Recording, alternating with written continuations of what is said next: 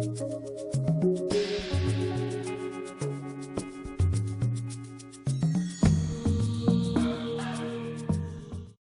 teman-teman, kita berjumpa lagi masih dalam topik yang sama tentang tetap waras di masa pandemi COVID-19. Nah, ini teman-teman saya semua ini psikolog yang sudah berpengalaman di bidangnya masing-masing. Ada Mbak Jo, ada Mbak Milda, ada Mbak Widya, dan ada Mbak Doserini. Halo teman-teman semua. Halo. Hai. Kita lanjutkan lagi ya, bahas tentang tetap waras di masa pandemi ini ya. Dari sesi lalu kita sudah membahas tentang perilaku adaptif ya. Kemudian sekarang ini kita ingin melihat ke orang tua nih. Mbak Rini, apa yang harus dilakukan oleh orang tua? Karena Mbak Rini ini banyak konseling nih di keluarga ya Mbak Rini. Oke, baik. Terima kasih Mbak Anas. Jadi apa yang harus dilakukan orang tua? Pertama, baiklah, marilah kita orang tua itu kembali menjadi pemeran utama dalam pengasuhan anak.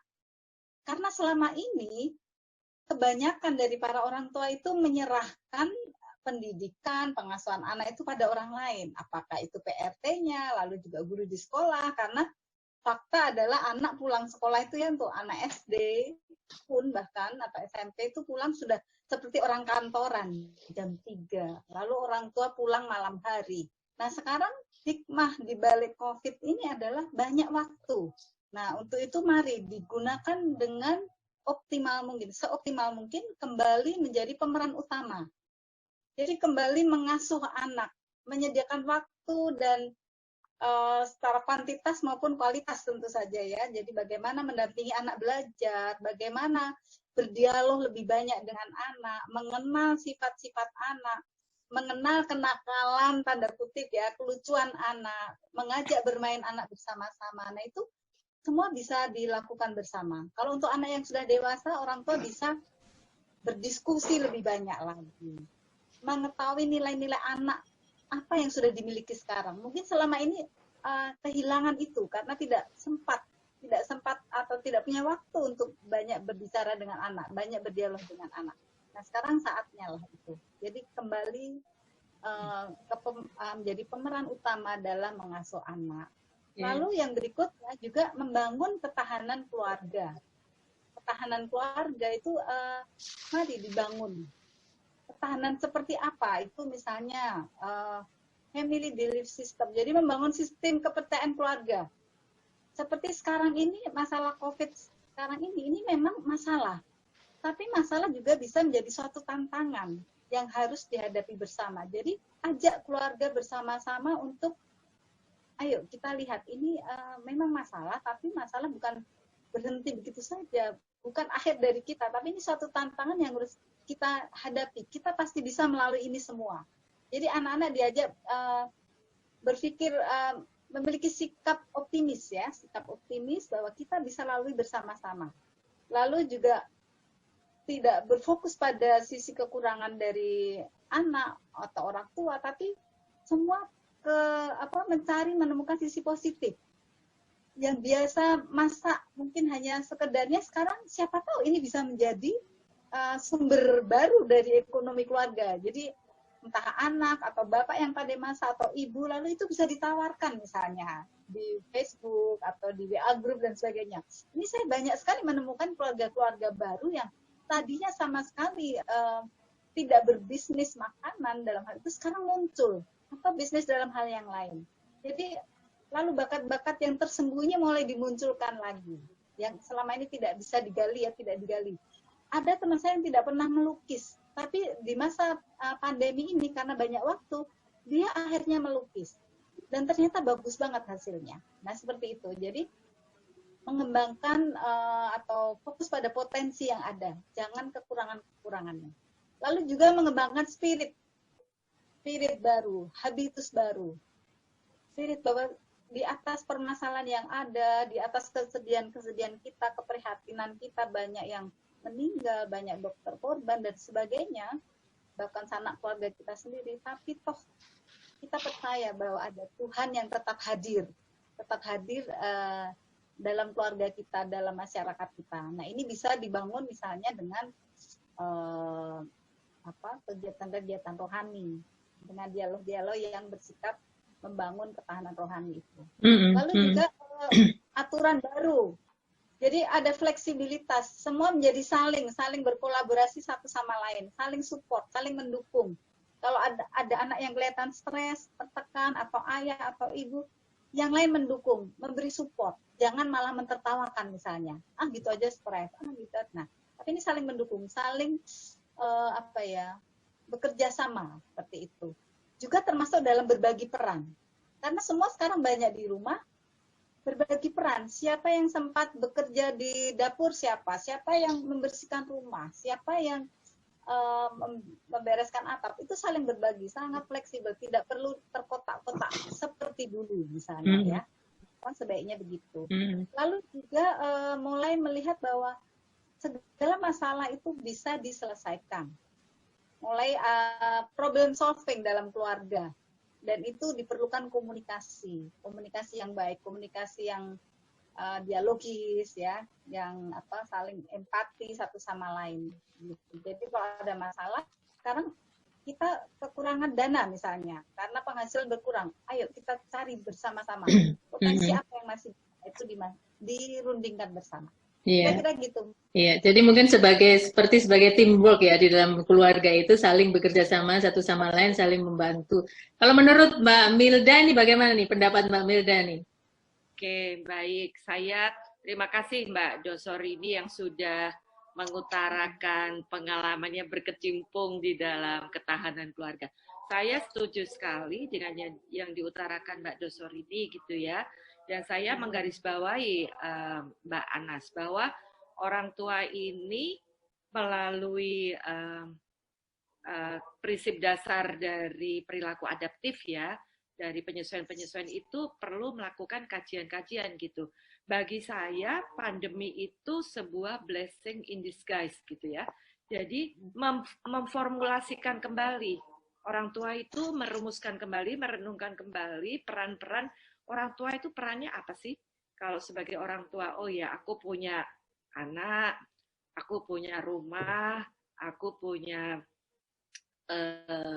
tempat di mana tinggal anggota keluarga gitu. Jadi orang tua perlu melakukan rumusan-rumusan kembali. Nah, saya juga sangat terkesan selama pandemi ini melakukan pengamatan-pengamatan ya, dan juga dari pengalaman saya pribadi, saya punya 2 anak remaja yang sudah remaja lah ya, remaja. Tetapi juga selama pandemi itu ternyata diingatkan bahwa sekarang ini dengan bekerja di rumah banyak hal yang perlu diperhatikan. Jadi misalnya tugas rumah.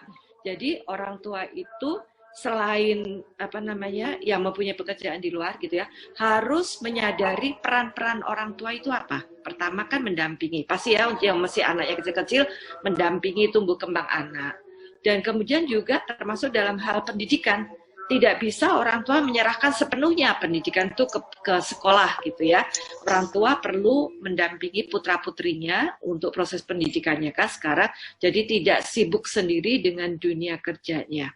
Ya, kemudian yang berikutnya juga kalau saya mengikuti acara-acara yang dimunculkan di salah satu televisi nasional gitu kan, itu ternyata orang tua itu memang harus mengajarkan anak untuk mengenal misalnya cara memegang pisau, cara memegang garpu gitu ya, cara di dapur gitu kan. Jadi supaya mereka itu langsung pembelajaran tuh memang yang paling utama dari orang tua. Jadi yang harus dilakukan orang tua ya adalah melakukan fungsinya sebagai orang tua, bagaimana mendampingi putra-putri dari tumbuh kembang sampai kemudian juga mereka di dunia pendidikannya. Saya rasa itu. Jadi pembelajaran melalui kegiatan sehari-hari atau aktivitas di dalam keluarga itu sendiri ya Mbak ya. Dan dilatihkan. Ya, dan melakukan tugas-tugas di dalam rumah tangga itu bersama-sama. Itu salah satu tugas untuk membangun ketahanan keluarga tadi kan. Selalu dikatakan ibu itu pilar utama, tapi sekarang juga pilar utama ada pilar-pilar lain nih. Siapa? Suami, orang tua, anak-anak juga itu perlu juga mereka punya sadar dengan tugas-tugas yang harus bisa mereka lakukan di rumah. Oke, kalau Mbak Widya, saya tanya ke Mbak Widya, kalau ketahanan keluarga itu sendiri bagaimana bisa dilakukan itu? Oke, jadi sebenarnya kalau ketahanan keluarga itu juga tergantung dari yang pertama itu value dalam keluarga atau kita sebut family belief system. Apa yang mereka percayai dan menjadi sebuah satu sistem value di dalam keluarga itu. Kemudian secara dalam fungsi keluarga, secara organisasional sistemnya itu apa yang keluarga itu putuskan gitu. Mereka pilih sistem yang seperti apa antara orang tua, suami istri gitu dalam mendidik anak misalnya gitu. Apa yang mereka pilih sebagai satu sistem di dalam keluarga itu. Kemudian juga dari problem solving atau communication yang dipilih. Jadi model komunikasi seperti apa yang dipilih dalam sebuah keluarga. Sehingga problem solvingnya seperti apa ketemunya. Misalnya contoh dalam family belief system. Dalam family belief system itu misalnya di sebuah keluarga menuntut nomor satu value belief yang mereka percaya itu adalah spiritual. Anak harus ditanamkan spiritual. Kedua, disiplin itu harus, misalnya seperti itu. Nah, itu akan berpengaruh ke dalam berikutnya, bagaimana dia mendidik anak. Bagaimana sistem dalam organizational family itu diterapkan. Oh, anak-anak harus beribadah sekian, ada apa peraturannya ini, misalnya gitu. Atau anak harus belajar sampai pendidikan tertinggi sekian, itu termasuk masuk di dalamnya sehingga itu diimplementasikan di organisasi tersebut. Sehingga berikutnya akan berpengaruh pola komunikasinya mau apa. Kalau yang diterapkan di sebuah keluarga tuh mau komunikasi yang terbuka atau anak-anak nggak boleh ini dengarkan dulu orang tua bicara baru anak boleh bicara. Itu pilihan ya, tiap keluarga punya masing-masing caranya. Sehingga akhirnya juga problem solving, anak-anak tuh belajar pola problem solving dari orang tua. Nah, inilah yang membuat gabungan itu semua menjadi ketahanan keluarga itu menjadi berpengaruh terutama di dalam kondisi seperti ini. Bagaimana mereka menganalisa masalah, bagaimana mereka melakukan proses belajar, dan pada akhirnya bagaimana menerapkan disiplin-disiplin dan value tadi diterapkan ya, family belief system-nya itu di dalam kehidupan sehari-hari sehingga anak terdidik dengan baik, orang tua juga sehingga timbul ikatan yang kuat. Maka keluarga akhirnya benar-benar menjadi resilient. Itu kalau dari sudut pandang saya sih seperti itu. Mungkin Jo bisa tambahkan. Terima kasih Mbak Wid.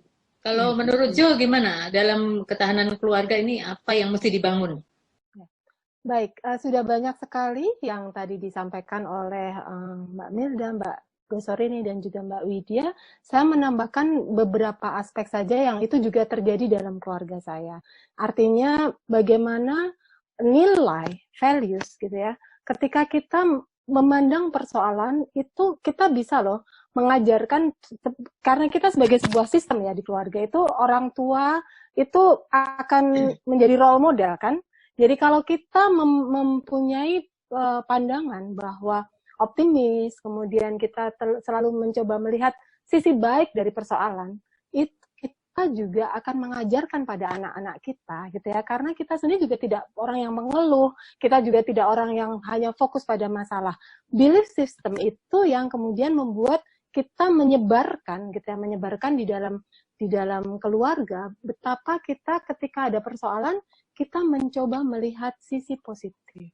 Kita mencoba melihat, meyakini bahwa ada rahmat Tuhan juga di sini. Bahwa kita coba lakukan yang terbaik, tapi kita juga memohon pada Tuhan untuk bisa mendampingi dan berkarya dalam hidup kita. Nah, ini share. Artinya orang tua memegang peranan yang penting untuk belief system dalam keluarga ini, dan itu akan menguatkan karena kita akan kuat ketika kita punya makna-makna positif tentang kehidupan, gitu ya. Nah, kemudian dalam organizational system ini karena struktur dalam keluarga kita itu biasanya juga terdiri dari relatively stabil gitu ya, kecuali ada peristiwa-peristiwa besar dalam hidup yang mengubah. Maka, dan ini bukan terpisah satu sama lain, ini adalah sistem di mana satu sama lain harus bersama-sama dalam situasi-situasi sulit ini. Jadi terhubung satu dengan yang lain. Bagaimana orang tua bisa benar-benar menyelami anak, bagaimana anak juga bisa memahami bahwa orang tua juga dalam kondisi yang sulit. Nah, disinilah kunci dari communication. Ketika setiap dari kita, setiap dari individu kita bisa untuk mengekspresikan perasaan kita, bisa ada waktu bersama untuk saling cerita, saling sharing gitu ya, tentang apa yang membuat sedih, apa yang membuat gembira, apa yang pengalaman hari ini. Itu menguatkan dan menjadikan kita sendiri ketika hidup bersama. Ini kan persoalannya adalah kita mau nggak mau sekarang ini banyak kan bersama keluarga, gitu kan? Karena tidak bisa keluar. Jadi bagaimana membuat relasi yang muncul ini justru menjadi kesempatan untuk meningkatkan kualitas, saling mencoba mencari tahu lebih banyak dengan mengekspresikan diri dan secara lebih jujur, dan juga saling terbuka, saling mau mendengar, saling mau memahami dan bersama-sama melangkah. Nah, itu tambahan saya tentang family resilience. Jadi kita mesti memang harus ditekankan bahwa keluarga itu adalah satu sebuah sistem ya, sebuah tim itu yang harus bekerja sama sehingga bersama-sama ini membangun daya tahan atau ketahanan keluarga sehingga kita bisa sebagai teamwork itu jauh lebih kuat dalam menghadapi terutama pandemi ini begitu ya. Iya, betul. Menghadapi badai. Ya, menghadapi badai. Oke, terima kasih sekali teman-teman atas pencerahannya hari ini. Mungkin di sesi berikutnya kita akan bahas lagi tambahan apa lagi yang harus kita bekali terutama di masa pandemi COVID-19 ini agar kita tetap dalam tanda kutip waras. Jadi jangan kemana-mana dulu teman-teman, kita akan jumpa lagi di sesi yang berikutnya. Terima kasih teman-teman semua.